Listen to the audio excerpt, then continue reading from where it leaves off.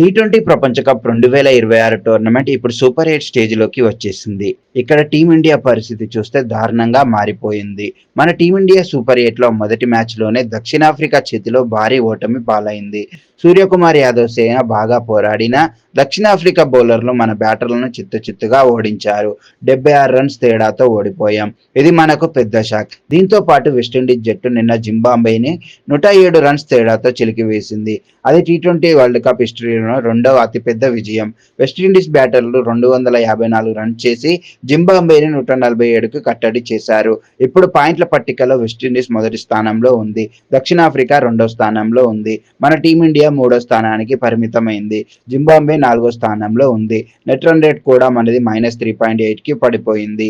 ఇక ఒక్క మ్యాచ్ ఓడిపోతే సెమీఫైనల్స్ కలలు గాల్లో కలిసిపోతాయి.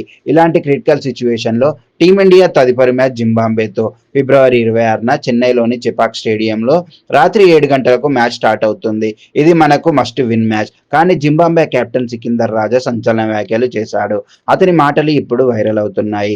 సికిందర్ రాజా ఏమన్నాడంటే, మేము ఇండియాను చూసి అసలు భయపడము. ఏ సెంటర్ అయినా ఏ పిచ్ అయినా టీమిండియాను చిత్తుచిత్తుగా ఓడిస్తామని హెచ్చరించాడు.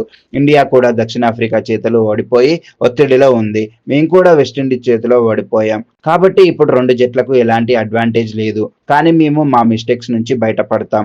ఇండియా వీక్నెస్ పాయింట్లపై దెబ్బ కొడతాం. మంచి ఫైట్ ఇచ్చి వాళ్ళని ఓడిస్తామని బలంగా చెప్పాడు. అతను ఇంకా ఇలా అన్నాడు, ఏ వేదిక అయినా ఏ దేశంలో అయినా మేము గెలవాలి.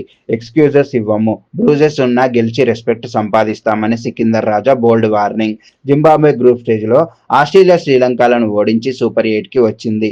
సికిందర్ రాజా ఆల్రౌండర్గా నెంబర్ 1 ర్యాంకులో ఉన్నాడు. అతని లీడర్షిప్తో జింబాబ్వే ఇప్పుడు జయంత్ జట్టుగా మారింది. ఇప్పుడు టీమిండియా మీద భారీ ఒత్తిడి.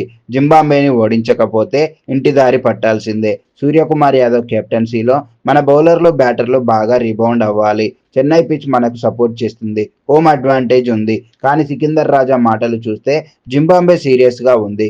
మీరేమంటున్నారు? టీమిండియా ఈ మ్యాచ్ని గెలుస్తుందా లేదా సికిందర్ రాజా వార్నింగ్ నిజమవుతుందా?